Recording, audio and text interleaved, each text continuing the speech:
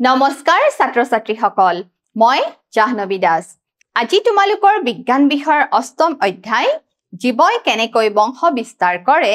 তাৰ পঞ্চম অংশৰ বিষয়ে আলোচনা কৰিম আজি আমি শিকিম মানুহৰ প্ৰজনন নিষেচন আৰু জনন স্বাস্থ্যৰ বিষয়ে আজি আমি কি শিকিম প্ৰজনন প্ৰক্ৰিয়া মানে যৌন প্ৰজনন প্ৰক্ৰিয়া আৰু যৌন প্ৰজনন হ'ব লাগিলে কি হ'ব লাগিব নিষেচন হ'ব লাগিব আৰু লগতে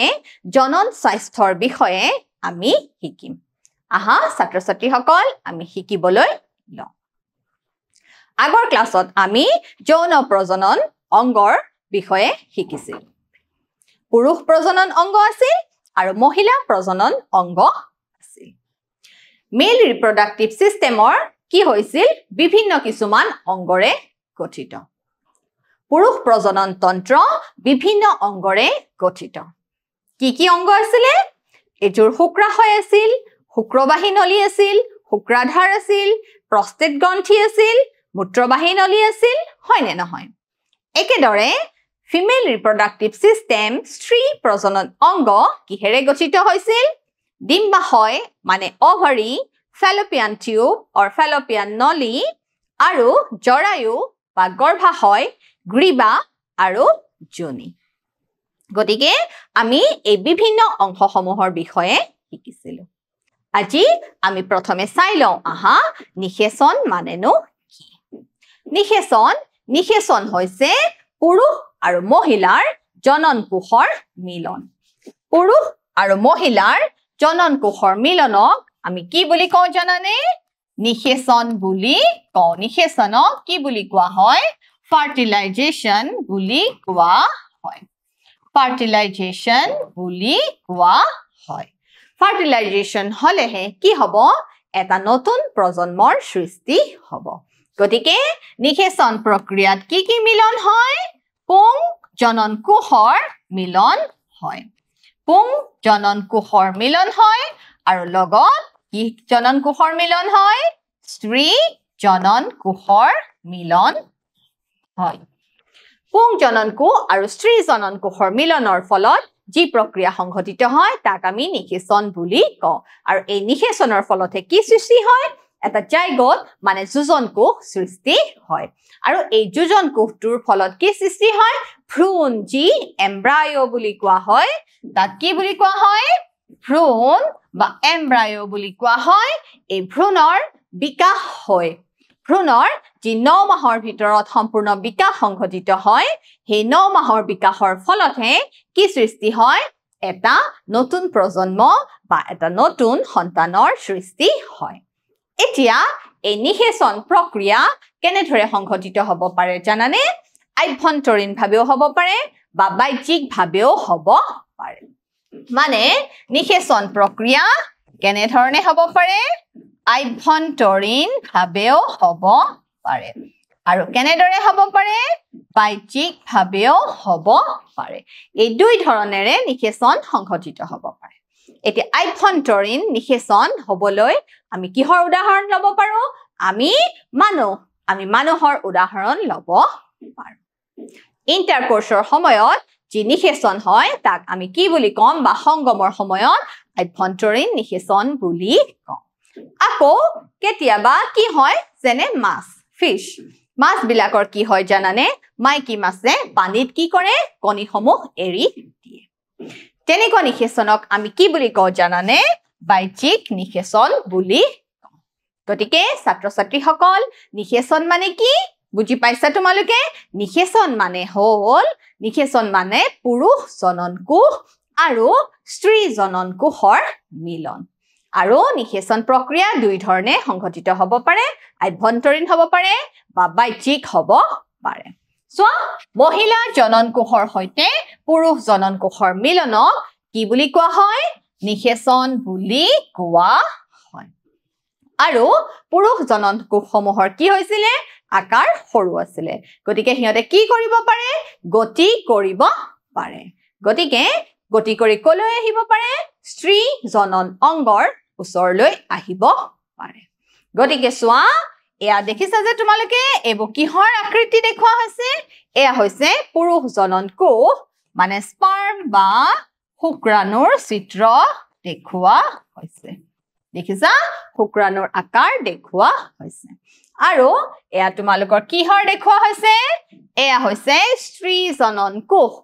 তোমালোকে আগতে পাইছা স্ত্ৰী জনন কোষৰ আকাৰ কি হয় স্ত্ৰী জনন কোষৰ আকাৰ ডাঙৰ হয় মই তোমালোকক কৈছিলো নহয় স্ত্ৰী জনন কোষ ৰাণী বুলি কৈছিলো এঠাইতে থাকে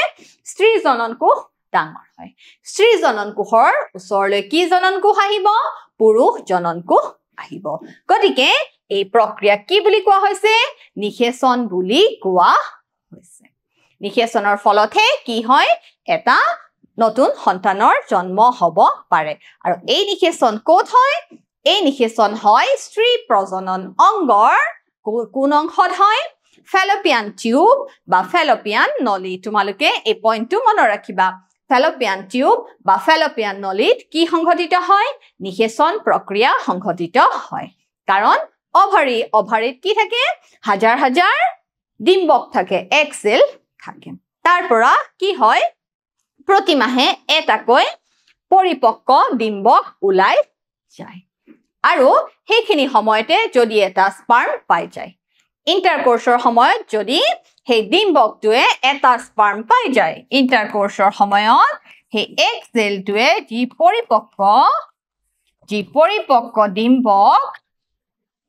পৰিপক্ক ডিম্বকে যদি এইখিনি সময়তে এটা কি পাই যায় স্পাৰ্ম বা শুক্ৰাণু পাই যায় তেতিয়া কি সংঘটিত হৈ যাব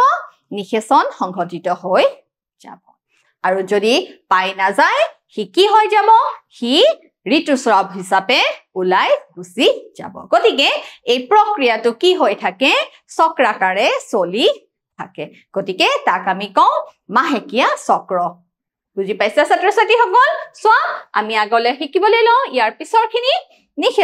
নিষেচন কি হ'ব পাৰে আভ্যন্তৰীণ হ'ব পাৰে আৰু বাহ্যিকভাৱে হ'ব পাৰে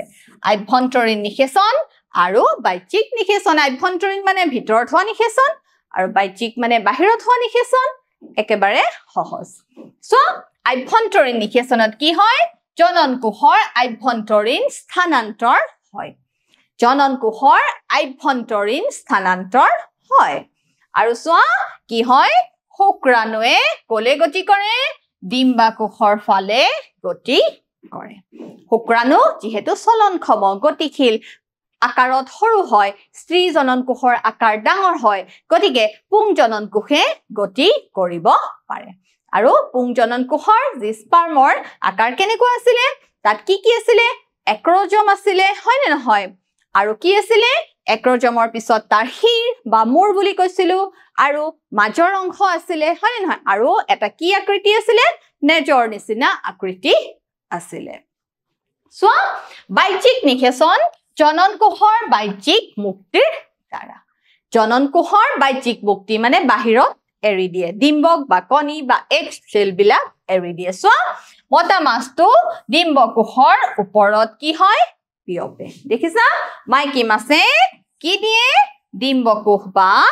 এগ দিয়ে দেখিছা এনেদৰে বাহিৰত যি নিষেচন হয় তাক আমি কি বুলি কওঁ বাহ্যিক নিষেচন বুলি কওঁ গতিকে মৎস্য প্ৰাণীৰ ক্ষেত্ৰত কি নিষেচন সংঘটিত হয় বাহ্যিক নিষেচন সংঘটিত হয় চোৱা এবাৰ মানুহৰ আভ্যন্তৰীণ নিষেচনত কি হয় নিষিক্ত ডিম্বকোষ বিভাজন হয়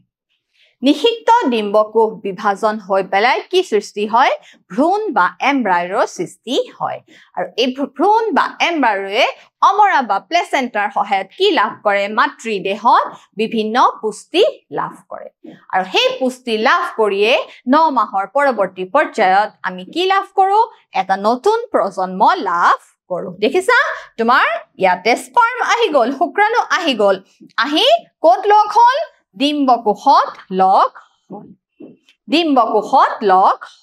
ডিম্বকোষত লগ হৈ কি সৃষ্টি হল দেখিছানে এটা যোজন কোষৰ সৃষ্টি হল আৰু এই যোজন কোষটোৰ কি হল বিভাজন হল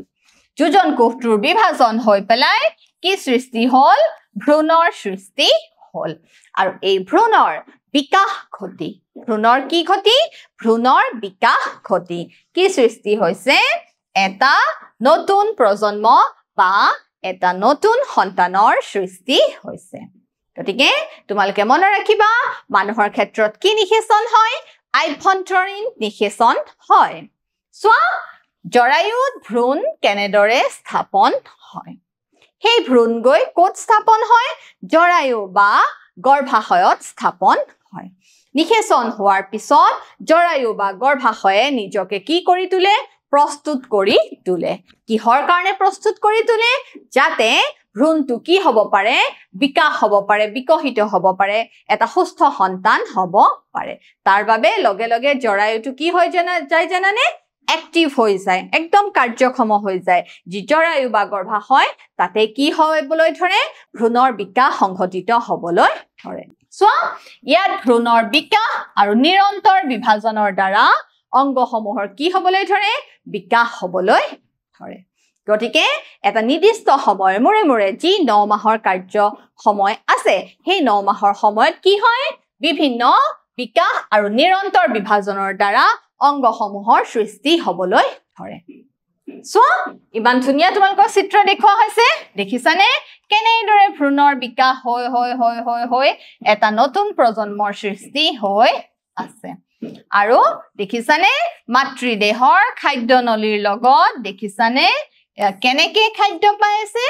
কি ধুনীয়া খাদ্য পাই আছে দেখিছানে নাই এয়া মাতৃদেহৰ খাদ্যনলীৰ লগত খাদ্য পাই আছে আৰু এই গোটেই কামখিনি কোনে কৰি আছে জানানে অমৰা বা প্লেচেণ্টাই কৰি আছে এই অমৰা বা প্লেচেণ্টা ডালৰ মাজেৰে কি আহে মাতৃয়ে যি খাদ্য খাই আছে পুষ্টিকৰ খাদ্য সেই পুষ্টিকৰ খাদ্য সন্তানটিও খাই আছে আকৌ সন্তানটিৰ পৰা ৰেচন পদাৰ্থ ওলাবনে নাই ৰেচন পদাৰ্থ মানে বৰ্জনীয় পদাৰ্থ আমি যেনেকে ৰেচন পদাৰ্থ নিষ্কাশন কৰো তেনেকেতো সন্তানটিও নিষ্কাশন কৰিব আকৌ সেই ৰেচন পদাৰ্থ কি হয় দি ওলাই গুচি গৈ থাকে জানানে অমৰা বা প্লেচেণ্টাৰ যোগেদি ওলাই গৈ থাকে এনেদৰে এই 9 মাহৰ কাৰ্যকাল চলি থাকে সো মাতৃৰ শৰীৰটো গৰ্ভধাৰণ আৰু বিকাশৰ বাবে বিশেষভাৱে অভিযোজিত হয় ফাৰ্টিলাইজেশ্যন নিষেচন হৈ যোৱাৰ পিছত কি হয় ইউটেৰাছ বা জৰায়ু বা গৰ্ভাশয়টোৱে কি কৰে বা মাতৃৰ শৰীৰটোৱে নিজকে কি কৰি তোলে প্ৰস্তুত কৰি তোলে সো তাৰ পিছত কি হয় প্ৰতিমাহে জৰায়ুৰ দ্বাৰা ভ্ৰূণৰ বৃদ্ধি আৰু বৰ্ধন আৰু পুষ্টিৰ বাবে কি হয় প্ৰস্তুতি হয় পুষ্টিৰ বাবে প্ৰস্তুতি হয় যাতে ভ্ৰূণৰ ধুনীয়াকৈ কি হ'ব পাৰে ধুনীয়াকৈ বিকাশ হ'ব পাৰে ইয়াৰ ভিতৰৰ স্তৰ কি হৈ পৰে ডাঠ হৈ পেলাই পৰে ভ্ৰূণৰ পুষ্টিৰ বাবে তেজৰ প্ৰবাহ কি হ'বলৈ ধৰে বৃদ্ধি হ'ব ধৰে কাৰণ তেজৰ যোগেদি কি পাব তেজৰ যোগেদি ভ্ৰূণটোৱে কি লাভ কৰিব পুষ্টি লাভ কৰিব বিভিন্ন ধৰণৰ পুষ্টি অক্সিজেন পাব গ্লুকোজ পাব প্ৰটিন পাব বিভিন্ন খাদ্যৰ উপাদান বিলাক পাব তেতিয়াহে ভ্ৰূণৰ বিকাশ হ'ব হয় নে নহয় সো প্লেচেণ্টা এতিয়া আমি চাও প্লেচেণ্টা মানে কি সোৱা গৰ্ভাৱস্থাত ভ্ৰূণটো গৰ্ভাশয়ৰ অন্তঃ আচ্ছাদনৰ লগত এবিধ বিশেষ কলাৰ দ্বাৰা বান্ধ খাই থাকে সো অমৰা বা প্লেচেণ্টা মানে কি গৰ্ভাৱস্থাৰ সময়ত বা গৰ্ভধাৰণৰ সময়ত ভ্ৰূণটো কি হয় অন্তঃ আচ্ছাদনৰ এবিধ বিশেষ কলাৰ লগত কি হৈ থাকে বান্ধ খাই থাকে ইয়াক কি বুলি কোৱা হয় অমৰা বা প্লেচেণ্টা বুলি কোৱা হয় এই প্লেচেণ্টাৰ দ্বাৰা মাতৃদেহৰ তেজৰ যোগেদি ভ্ৰূণটোৱে কি লাভ কৰে পুষ্টি লাভ কৰে বিভিন্ন ধৰণৰ পুষ্টি অক্সিজেন গ্লুকোজ প্ৰটিন আদি লাভ কৰে মাতৃৰ তেজৰ সৈতে ভ্ৰূণৰ পুষ্টি মাতৃৰ তেজৰ সৈতে ভ্ৰূণলৈ পুষ্টি যোগোৱাটোৱে কি কাম অমৰা বা প্লেচেণ্টাৰ কাম ভ্ৰূণক অক্সিজেন গ্লুকোজ আৰু অন্যান্য পদাৰ্থ প্ৰদান কৰে যি অমৰা বা প্লেচেণ্টাৰ মাজত সন্তানটি সোমাই থাকে সেই অমৰা বা প্লেচেণ্টাই কি কৰে বিভিন্ন উপাদানসমূহ ভ্ৰূণটোক যোগান ধৰি থাকে আৰু লাহে লাহে সেই পুষ্টিৰ সহায়তে কি হ'বলৈ ধৰে ভ্ৰূণটোৰ বিকাশ হ'বলৈ ধৰে বিকাশ মানে বিভিন্ন অংগ প্ৰত্যংগবোৰ সৃষ্টি হ'বলৈ ধৰে সো ভ্ৰূণটোৱে সৃষ্টি কৰা ৰেচন পদাৰ্থবোৰ প্লেচেণ্টাৰ মাধ্যমেদি মাতৃদেহত এৰি দিয়ে দেখিছা ভ্ৰূণটোৱে সৃষ্টি কৰা বিভিন্ন ৰেচন পদাৰ্থবোৰ প্লেচেণ্টাৰ মাধ্যমে দিয়ে আকৌ কি কৰে মাতৃদেহত এৰি দিয়ে গতিকে এয়া হৈছে কাৰ কাম এয়া হৈছে অমৰা বা প্লেচেণ্টাৰ কাম সো নিষেচন নহলে ডিম্বকোষটোৰ কি হয়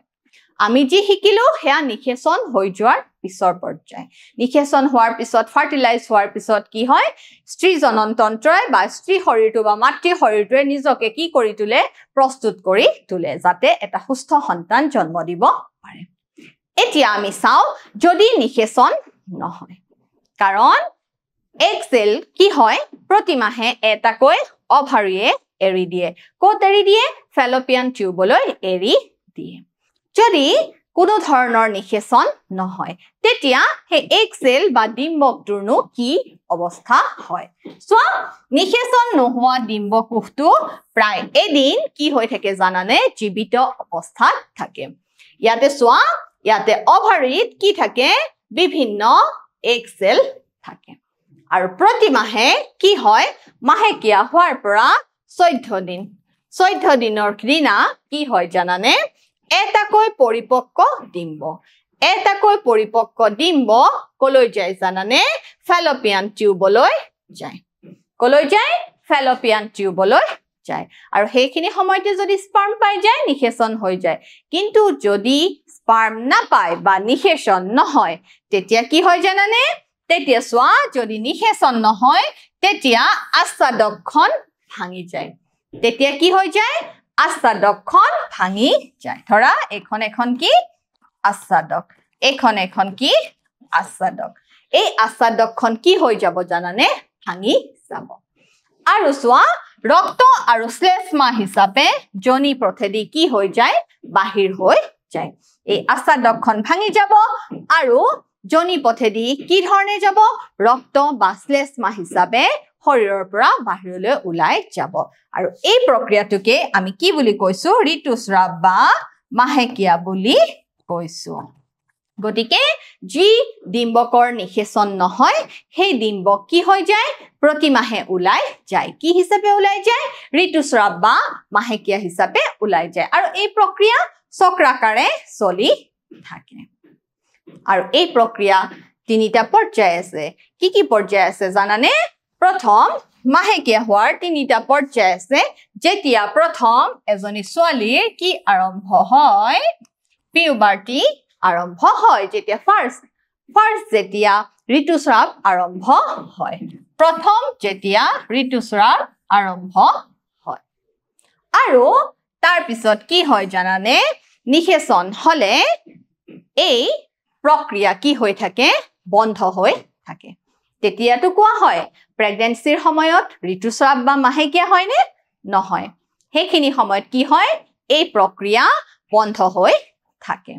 প্ৰেগনেন্সি বা গৰ্ভধাৰণৰ সময়ত কি হয় মাহেকিয়া বন্ধ হৈ থাকে আকৌ তৃতীয় পৰ্যায় কি জানানে যিটোক আমি মেনোপজ বুলি কওঁ কি বুলি কওঁ মেনোপজ বুলি কওঁ এই মেনোপজ কি হয় জানানে এজনী মহিলাৰ এটা নিৰ্দিষ্ট সময়ৰ পিছত এই মাহেকিয়া চক্ৰ কি হৈ যায় বন্ধ হৈ যায় গতিকে তোমালোকে মনত ৰাখিবা সোৱা এবাৰ সোৱা ঋতুচক্ৰ তোমালোকৰ আগত ঋতুচক্ৰৰ দিনৰ হিচাপ এটা দেখুওৱা হৈছে দেখিছা কেনেদৰে ঋতুচক্ৰ দেখুওৱা হৈছে এইটো 0 পৰা 14 দিনৰ ভিতৰত 14 দিনৰ দিনা কি হয় অভাৰীয়ে এটাকৈ ডিম্বক এৰি দিয়ে আৰু যি ঋতুচক্ৰ চলি থাকে দেখিছানে এই ঋতুচক্ৰ ধৰা কিছুমানৰ 1 পৰা 5 দিনলৈকে চলি থাকে প্ৰত্যেকৰ ক্ষেত্ৰত ফ্ৰম পাৰ্সন টু পাৰ্সন মানে ফ্ৰম ফিমেল টু ফিমেল কি কৰিব পাৰে ভেৰি কৰিব পাৰে বেলেগ হ'ব পাৰে কাৰবাৰ 1 to 3 to 4 days মান হ'ব পাৰে কাৰবাৰ ক্ষেত্ৰত কি হ'ব পাৰে 2 to 8 days মান হ'ব পাৰে গতিকে প্ৰত্যেকৰ ক্ষেত্ৰত ঋতুচক্ৰৰ সময়খিনি বেলেগ হ'ব পাৰে এতিয়া সোৱা যদি নিষেচন নহয় তেতিয়া আস্বাদকখন ভাঙি যায় আৰু ৰক্ত আৰু শ্লেষ্মা হিচাপে জনি পথেদি বাহিৰ হৈ যায় ডিম্বকটো কি হৈ যায় ওলাই যায় প্ৰতিমাহে এইটো চক্ৰাকাৰে চলি থাকে আৰু ইয়াকে কি বুলি কোৱা হয় ঋতুচক্ৰ বা মেনচুৰেশ্যন চাইকেল বুলি কোৱা হয় এই প্ৰক্ৰিয়াটো 2 to 8 দিন পৰ্যন্ত কি হৈ থাকে চলি থাকে এতিয়া চোৱা জনন স্বাস্থ্য এতিয়া এইটো এটা গুৰুত্বপূৰ্ণ বিষয় জনন স্বাস্থ্য মানেনো কি যৌৱন প্ৰাপ্ত হোৱাৰ লগে লগে কি হয় বিভিন্ন আবেগ অনুভূতিও জন্ম হয় বা সন্তান জন্ম দিব পৰাৰ সক্ষম হয় কিন্তু এইটো নুবুজায় যে তেওঁ সম্পূৰ্ণৰূপে মানসিক বা শাৰীৰিকভাৱে প্ৰস্তুত যে এজনী ছোৱালীয়ে কি হ'ব পাৰে এটা সন্তান জন্ম দিব পাৰে বা এজন ল'ৰাই কি কৰিব পাৰে সন্তান জন্ম দিবৰ বাবে নিজকে প্ৰস্তুত কৰি তুলিব পাৰে গতিকে এই বিলাকৰ ক্ষেত্ৰত চৰকাৰে কি কৰিছে বয়সৰ কিছুমান নিৰ্দিষ্ট সীমা বান্ধি দিছে এতিয়া কি হয় জানানে কোনোবা এজনী ছোৱালীয়ে বিয়া হৈ পেলাই হয়তো তাই সন্তান নিবিচাৰিব পাৰে আকৌ কেতিয়াবা কিছুমান বন্ধু বৰ্গৰ হেঁচাত পৰি কি কৰিব লগা হয় কেতিয়াবা কিছুমান ছোৱালী এজনীয়ে বা ল'ৰা এজনে নিবিচৰা কামো কৰিব লগা হয় আকৌ কোনো ক্ষেত্ৰত কি হয় জানানে চৰকাৰে কিছুমান কি কৰে নিয়ম বান্ধি দিয়ে গতিকে এই ক্ষেত্ৰত যি জনন স্বাস্থ্যৰ ক্ষেত্ৰত বিভিন্ন কিছুমান কাৰকৰ প্ৰভাৱ পৰে যিয়ে এগৰাকী ব্যক্তিক মানসিক বা শাৰীৰিকভাৱে কি কৰিব পাৰে প্ৰভাৱ পেলাব পাৰে গতিকে এই গোটেই প্ৰক্ৰিয়াটো কি কৰিব লাগিব বিজ্ঞানসন্মতভাৱে সমস্যাৰ সমাধান কৰিব লাগিব আৰু এই জনন স্বাস্থ্যৰ বিষয়ে আমি সকলোৱে জ্ঞাত হ'ব লাগিব কেনেদৰে সুস্থ জনন স্বাস্থ্য আমি সকলোৰে আগত ব্যক্ত কৰিব পাৰো চোৱা জনন স্বাস্থ্য হৈছে যৌন স্বাস্থ্য সম্পৰ্কে কিছু বিবেচনা যৌন স্বাস্থ্য সম্পৰ্কে হেলদি স্বাস্থ্য হয়নে নহয় এটা সুস্বাস্থ্য যৌন কাৰ্যকলাপত তীব্ৰ শাৰীৰিক সম্পৰ্কৰ ফলত কি হ'ব পাৰে জানা বিভিন্ন ধৰণৰ ৰোগৰ সৃষ্টি হ'ব পাৰে বিভিন্ন ধৰণৰ ৰোগৰ কি হ'ব পাৰে জানানে সংক্ৰমণ হ'ব পাৰে গতিকে যৌন সম্পৰ্কৰ ফলত বিভিন্ন ৰোগৰ সংক্ৰমণ হ'ব পাৰে ধৰা বেক্টেৰিয়াৰ দ্বাৰা হ'ব পাৰে বীজাণু বা জীৱাণুৰ আক্ৰমণৰ ফলতো কি হ'ব পাৰে বিভিন্ন যৌন সংক্ৰমণ ৰোগ হ'ব পাৰে এতিয়া এই যৌন সংক্ৰমণ ৰোগসমূহ কি হ'ব পাৰে জানানে বেক্টেৰিয়াৰ দ্বাৰা হ'ব পাৰে কিহৰ দ্বাৰা হ'ব পাৰে বেক্টেৰিয়াৰ দ্বাৰা হ'ব পাৰে বা যৌন সংগমৰ ফলতো কি হ'ব পাৰে বা মাতৃৰ দেহৰ পৰা সন্তানৰ দেহলৈ কি হ'ব পাৰে বিয়পিব পাৰে গতিকে এই জনন স্বাস্থ্য সম্পূৰ্ণৰূপে আমি জানিব লাগে চোৱা বেক্টেৰিয়াৰ দ্বাৰা কি হয় জানানে গনৰিয়া আৰু সিফিলিস নামৰ বেমাৰ হয় কি বেমাৰ হয় গনৰিয়া আৰু সিফিলিস নামৰ বেমাৰ হয় গতিকে যৌন সংগমৰ সময়ত কি হ'ব পাৰে তোমাৰ সংক্ৰমণ হ'ব পাৰে ইনফেকশন হ'ব পাৰে আকৌ ভাইৰাছৰ দ্বাৰাও হ'ব পাৰে ভাইৰাছৰ দ্বাৰা কি হ'ব পাৰে জানানে এইডছ হ'ব পাৰে এইডছ হয় HIV ভাইৰাছৰ দ্বাৰা এইডছক কি বুলি কোৱা হয় জানানে acquired immunodeficiency syndrome so AIDS ৰোগ HIV ভাইৰাছৰ দ্বাৰা হ'ব পাৰে আৰু এই যে যৌন সংক্ৰমণৰ ফলত যি বেমাৰ হয় তাহাতক আমি কি বুলি কওঁ জানানে STD বুলি কওঁ দেখিছা আমি কি বুলি কওঁ STD মানে sexually transmitted disease কি বুলি কম আমি sexually transmitted disease গতিকে তোমালোকে জানিব লাগিব কোনবিলাক ডিজিজ নো sexually transmitted হয় এই বিষয়ে আমি সকলোৱে জ্ঞাত হ'ব লাগিব আহা আমি চাও কেনেকুৱা ধৰণৰ যৌন সংক্ৰমণ ৰোগ হ'ব পাৰে সো যৌন ৰোগৰ ভিতৰত বেক্টেৰিয়াৰ দ্বাৰা আক্ৰমণ হয় কি হ'ব পাৰে গনৰিয়া হ'ব পাৰে আৰু কি বেমাৰ হ'ব পাৰে সিফিলিস হ'ব পাৰে দেখিছা মহিলাৰ ক্ষেত্ৰত আৰু পুৰুষৰ ক্ষেত্ৰত তোমালোকৰ চিত্ৰ দেখুৱা হৈছে ব্যাক্টেৰিয়াৰ দ্বাৰা আক্ৰমণ সংক্ৰমণ হ'ব পাৰে ইনফেকশন হ'ব পাৰে সো গনৰিয়াৰ লক্ষণ মহিলাৰ ক্ষেত্ৰত আৰু পুৰুষৰ ক্ষেত্ৰত দেখুৱা হৈছে সো ভাইৰেল যৌন সংক্ৰমিত ৰোগ HIV AIDS AIDS ইয়াৰ সম্পূৰ্ণ নামটো কি হ'ব acquired QUIRED acquired immunodeficiency acquired immunodeficiency syndrome acquired immunodeficiency syndrome ই কি ভাইৰাছৰ দ্বাৰা হয়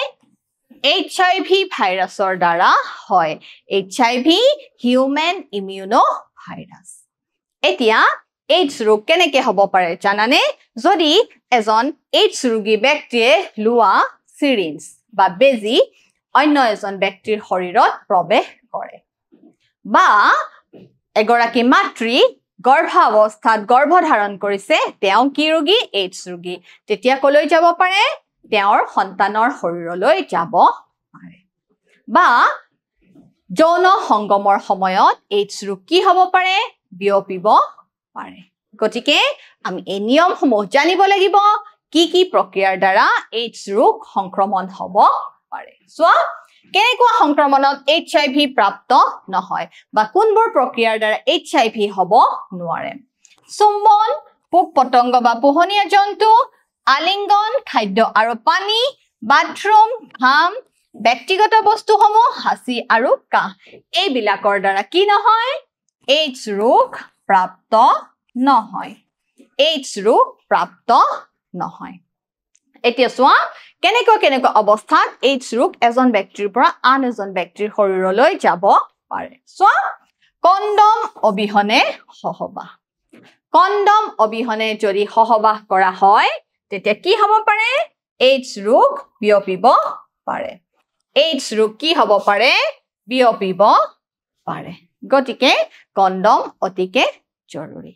কণ্ডম অবিহনে যদি কোনোবাই সহবাস কৰে তেতিয়া তাৰে এজন ব্যক্তি যদি AIDS ৰোগী হয় তেওঁৰ শৰীৰত যদি HIV ভাইৰাছ আছে তেনেহলে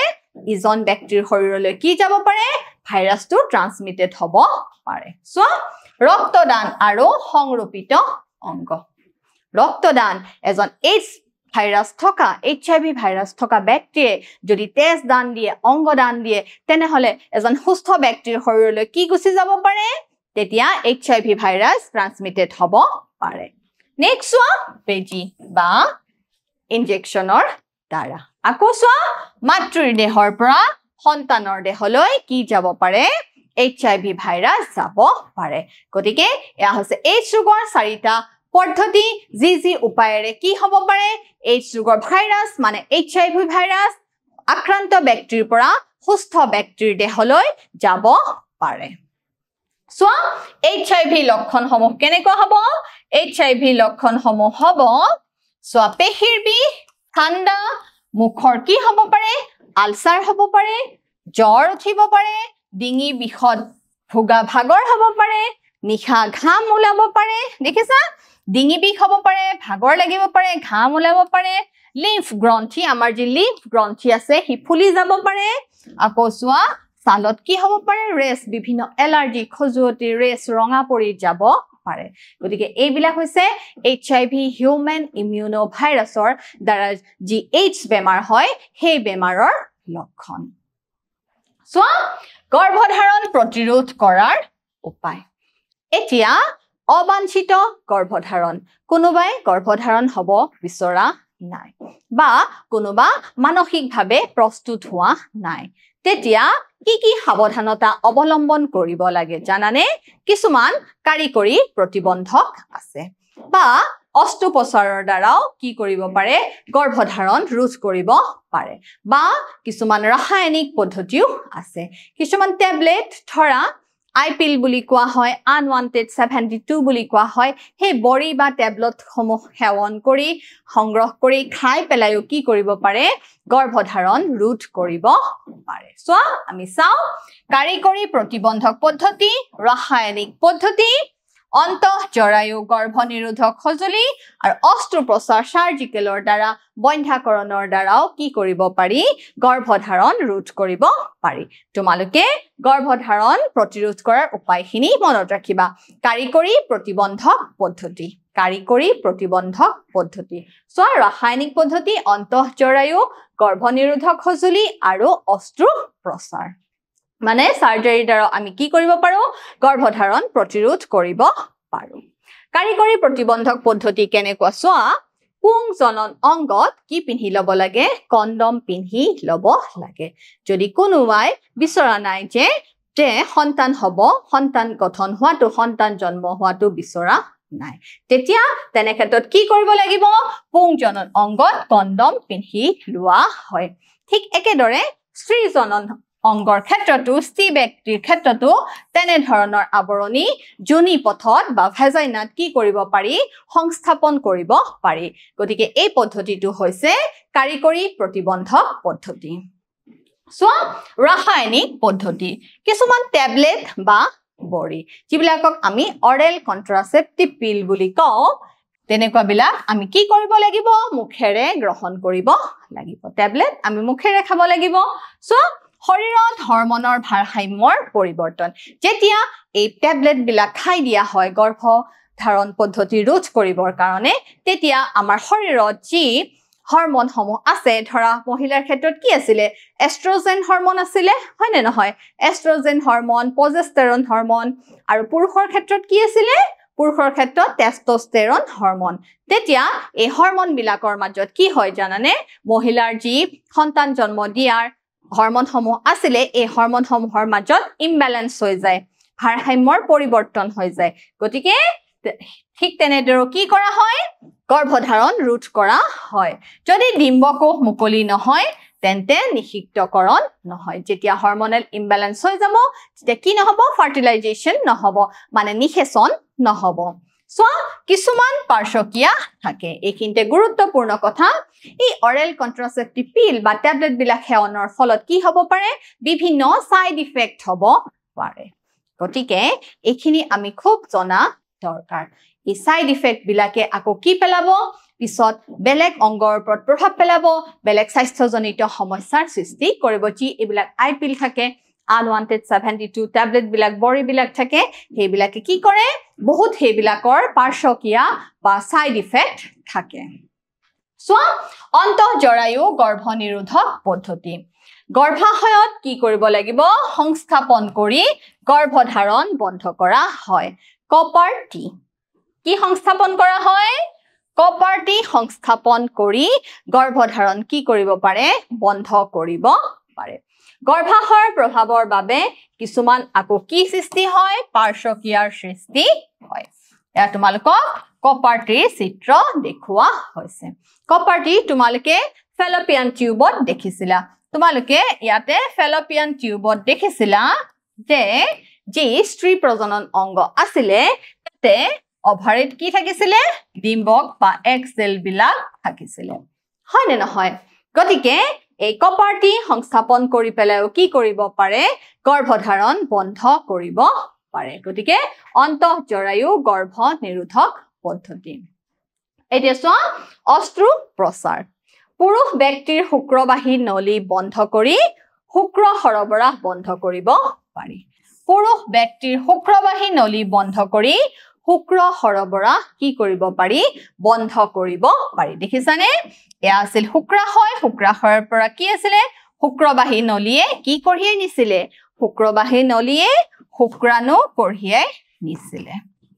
যদি এই শুক্ৰবাহী নলীয়ে বন্ধ কৰি দিয়া হয় তেতিয়া শুক্ৰাণু কেনেকৈ যাব তেতিয়াতো শুক্ৰাণু যাব নোৱাৰে আৰু শুক্ৰাণু যদি না যায় শুক্ৰাণু যদি স্ত্ৰী প্ৰজনন অংগলে না যায় তেনেহলে কি নহব নিষেচন নহব আৰু ফাৰ্টিলাইজেশ্যন নহলে কি হয় কোনো ধৰণৰ যোজন কোষৰ সৃষ্টি নহয় তাৰ মানে কোনো ধৰণৰ সন্তান জন্ম নহয় গতিকে পুৰুষ ব্যক্তিৰ শুক্ৰবাহী নলী বন্ধ কৰিও কি কৰিব পাৰি গৰ্ভধাৰণ বন্ধ কৰিব পাৰি অস্ত্ৰোপচাৰ সাৰ্জাৰীৰ দ্বাৰা তাত কি যাব নোৱাৰিব শুক্ৰাণু গতি কৰিব নোৱাৰিব আৰু চোৱা স্ত্ৰী ব্যক্তিৰ ডিম্ববাহী নলী বন্ধ কৰি ৰাখিলে ডিম্ব গৰ্ভাশয়ত কি কৰিব নোৱাৰে অৱস্থান কৰিব নোৱাৰে দেখিছানে যি ডিম্ববাহী নলী মানে কি আছিল ডিম্ববাহী নলী মানে আছিল ফেলোপিয়ান টিউব আৰু মই তোমালোকক কৈছোৱে নিষেচন ক'ত হয় ফেলোপিয়ান নলীত হয় যদি ফেলোপিয়ান নলীডালে বন্ধ কৰি দিয়া হয় তেনেহলে কি নহব স্পাৰ্ম যদি যায়ও নিষেচন নহব ফেলোপিয়ান নলীডালত কি কৰি দিও আমি যদি বন্ধ কৰি দিও আৰু তাক কি বুলি কোৱা হয় জানানে টিউবেক্টমি বুলি কোৱা হয় আৰু শুক্ৰবাহী নলীক যে বন্ধ কৰি দিয়া হয় তাক ভেসেক্টমি বুলি কোৱা হয় ইয়াক কি বুলি কোৱা হয়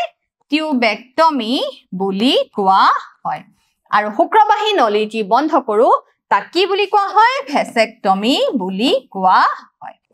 ভেসেক্টমি বুলি কোৱা হয় ভেসেক্টমিত কি কৰা হয় শুক্ৰবাহী নলী বন্ধ কৰি দিয়া হয় এটো তোমালোকে মন ৰাখিবা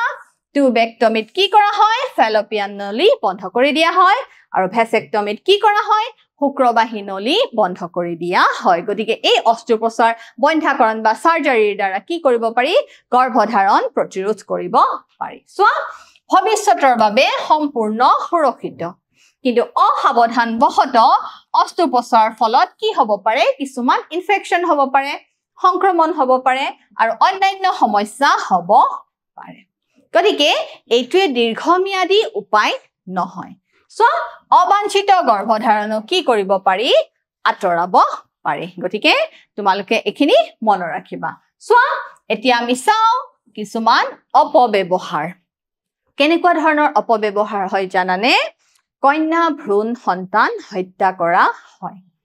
কন্যা ভ্ৰূণ সন্তান আমাৰ সমাজত এতিয়াও কিছুমান ঠাইত য'ত কোনো ধৰণৰ শিক্ষা ব্যৱস্থা নাই তাত কি কৰা হয় কন্যা ভ্ৰূণ যদি জানা হয় হত্যা কৰি দিয়া হয় আৰু ই এটা গুৰুতৰ অপৰাধ হয় হয়নে নহয় সোৱা গৰ্ভপাতৰ বাবে অবৈধ কাৰ্য কি কৰা হয় কন্যা ভ্ৰূণ হত্যা কৰা হয় গতিকে এই ক্ষেত্ৰত আমি কি হ'ব লাগিব সজাগ হ'ব লাগিব আৰু সকলোকে আমি এই ক্ষেত্ৰত এৱেৰ কৰি তুলিব লাগিব গতিকে এনে কাৰ্য যাতে সংঘটিত নহয় এতিয়া তোমালোকে মোক কি দিব লাগিব এটা পৰীক্ষা দিব লাগিব আমি কি শিকিলো চাও এতিয়া মই গম পাম তোমালোকে কিমান শিকিছা ডিম্বকোষটো প্ৰতিমাহে মুকলি কৰা হয় ডিম্বকোষটো প্ৰতিমাহে জৰায়ু ডিম্বাশয় যোনি ফেলোপিয়ান নলী কিহৰ দ্বাৰা মুকলি কৰা হয় ডিম্বকোষটো মুকলি কৰা হয় জৰায়ুৰ দ্বাৰা সো ব্যাকটেৰিয়াৰ দ্বাৰা আক্ৰমণ হোৱা যৌন ৰোগ হৈছে ব্যাকটেৰিয়াৰ দ্বাৰা আক্ৰমণ হোৱা যৌন ৰোগ হৈছে গনৰিয়া এইচআইভি মেলেৰিয়া কলেৰিয়া উত্তৰটো কি হ'ব গনৰিয়া ব্যাকটেৰিয়াৰ দ্বাৰা আক্ৰমণ হোৱা যৌন ৰোগ হৈছে গনৰিয়া মোৰ তৃতীয় প্ৰশ্ন অস্ত্ৰোপচাৰৰ দ্বাৰা পুৰুষ ব্যক্তিৰ শুক্ৰবাহী নলী বন্ধ কৰি শুক্ৰ সৰবৰাহ বন্ধ কৰিব পাৰি ই শুদ্ধ নে অশুদ্ধ ই হৈছে শুদ্ধ অস্ত্ৰোপচাৰৰ দ্বাৰা পুৰুষ ব্যক্তিৰ শুক্ৰবাহী নলী বন্ধ কৰি শুক্ৰ সৰবৰাহ বন্ধ কৰিব পাৰি গতিকে ছাত্ৰ ছাত্ৰীসকল আজি আমি শিকিলো নিষেচন প্ৰক্ৰিয়া যি আভ্যন্তৰীণভাৱেও হ'ব পাৰে বাহ্যিকভাৱেও হ'ব পাৰে আৰু প্ৰজনন প্ৰক্ৰিয়া লগতে ঋতুচক্ৰ আৰু আমি কি শিকিলো বিভিন্ন ব্যাকটেৰিয়া বা ভাইৰাছৰ দ্বাৰা হ'ব পৰা sexually transmitted disease মানে যৌন সংক্ৰমিত ৰোগসমূহৰ বিষয়ে লগতে গৰ্ভধাৰণ পদ্ধতি কেনেদৰে প্ৰতিহত বা বন্ধ কৰি ৰাখিব পাৰি ইয়াৰ বিভিন্ন পদ্ধতিসমূহৰ বিষয়ে আলোচনা কৰিলো আশা কৰো তোমালোকে বুজিবলৈ সক্ষম হৈছা আজিলৈ আহো ধন্যবাদ